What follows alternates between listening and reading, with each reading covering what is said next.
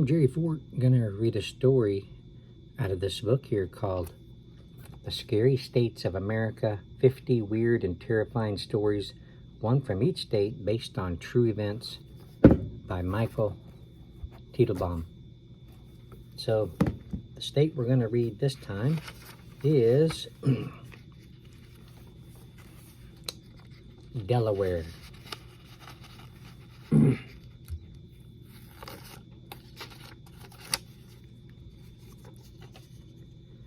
Put it over here. Okay. It says, a very long distance call.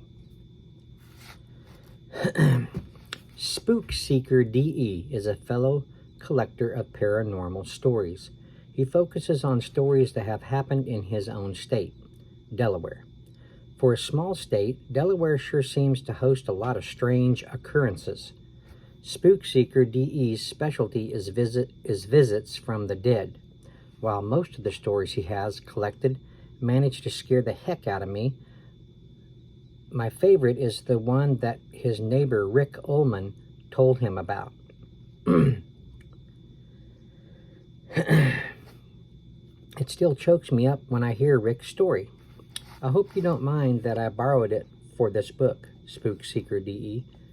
If I hear from any freaked out Delawareans with a tale to tell, I'll be sure to refer them to you. My mom and dad both worked full-time, so my maternal grandma practically raised me. Almost every fond memory I have from my childhood involves her and her big, rambling Victorian house.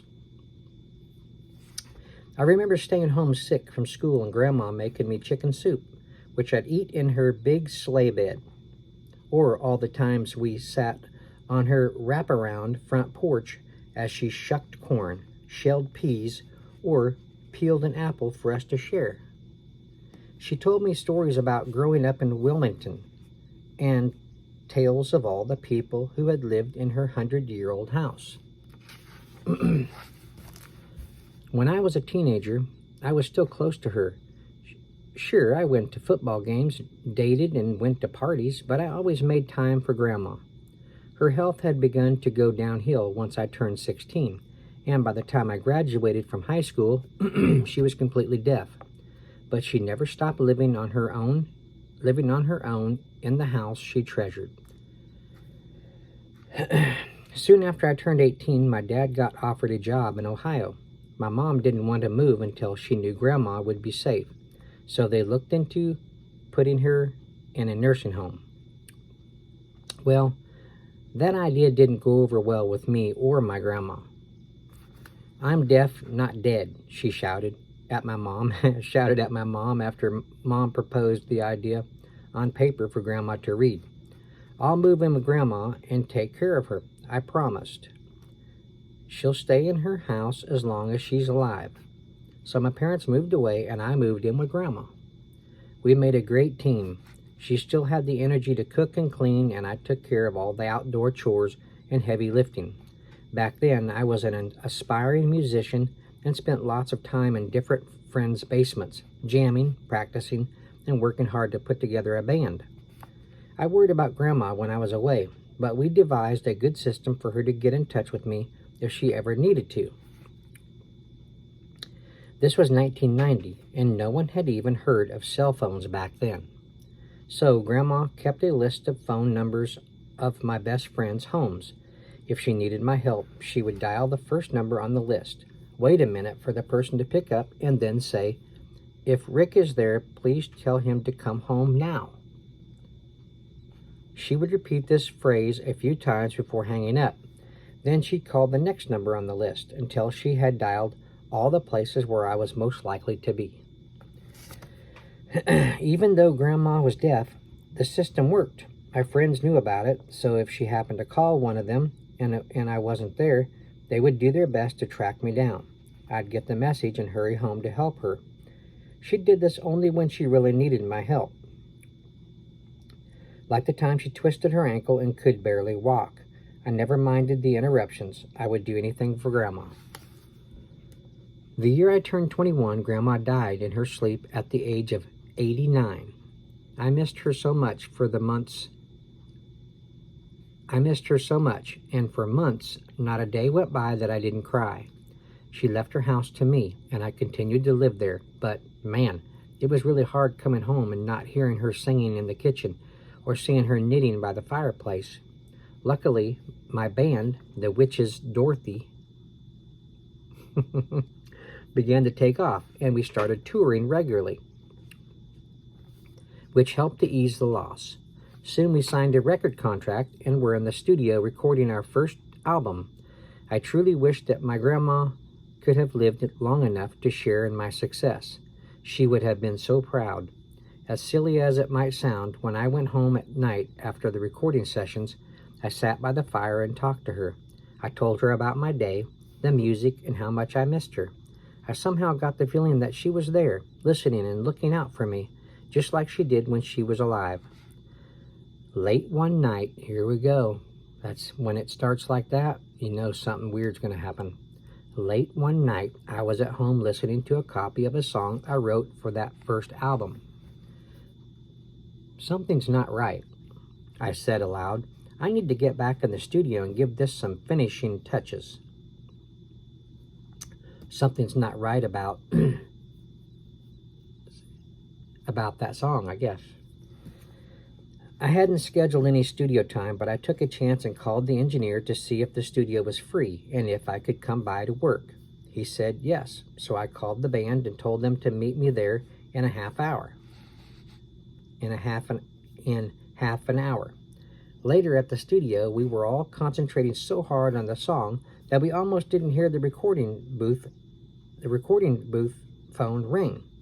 I hadn't given the private studio number to anyone, and the guys in my band were already there, so I didn't pay any attention to it. "What?" I heard the engineer say. "Lady, you'll have to speak up." I saw him shake his head and hang up the phone. "Crazy old bat," he murmured. I think that bass line is too loud, the drummer, Mike said. "If we give it another listen, you'll see that the phone started ringing again." "Hello?" The engineer answered loudly, obviously annoyed. "Say that again? Who are you looking for?" "You want Rick." "What?" I thought, "but no one knows I'm here." "Rick, there's an old woman on the phone," the engineer said. "She sounds like she's talking into a tin can, so I can barely hear her, but I think she said she wants you to come home." That's got weird chill feelings on my skin. It's kind of weird. The guys gave me a surprised look. "Is someone messing with you, dude?" Mike said. I grabbed the phone angrily, ready to chew out anyone who would pull such a sick and messed up prank on me. I began to yell into the phone, but I quickly lost my breath as I heard the voice on the other end of the line.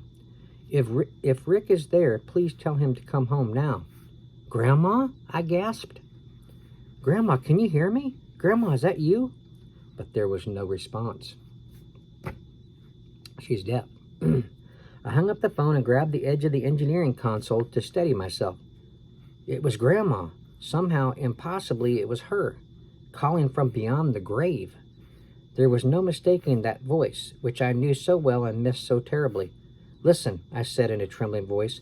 I'll be right back. I've got to go home." "Rick, your grandmother died. Didn't she?" Our lead singer, Vinny, asked quietly. "I have to go home. I'm sorry." As I sped home, my brain tried to come up with some logical explanation for the phone call, but I could find no one. That was my grandma on the phone. This was real, and something told me I'd better get home as soon as possible. As I rounded the corner onto my street, I half expected to see her there on the porch. Screeching to a stop in my driveway, I flew from my car and dashed up the front stairs. As I stepped inside, I called out, "Grandma!" But there was no answer.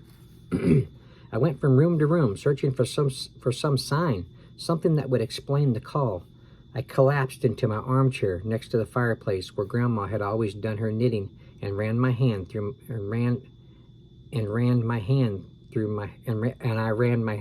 my hair. I reached over for a long fireplace match and was about to strike it when I smelled something weird. Could that be gas? I wondered. Panicked, I jumped from my seat, ran to the cellar door, threw it open, and gagged at the overwhelming smell of gas wafting up from below. I bolted down the stairs and discovered a major gas leak in the basement pipes. Later that night, as the gas company's emergency crew was leaving, the guy in charge turned to me at the front door and said, "You sure are lucky, son. A few minutes more and the flame from your hot water heater would have set off an explosion. It would have taken the whole house down." "Yeah," I said, "I am lucky." I looked up at the portrait of my grandma as a young woman that hung in the foyer. "Thanks, Grandma," I whispered as I closed the front door, and the portrait seemed to smile back at me.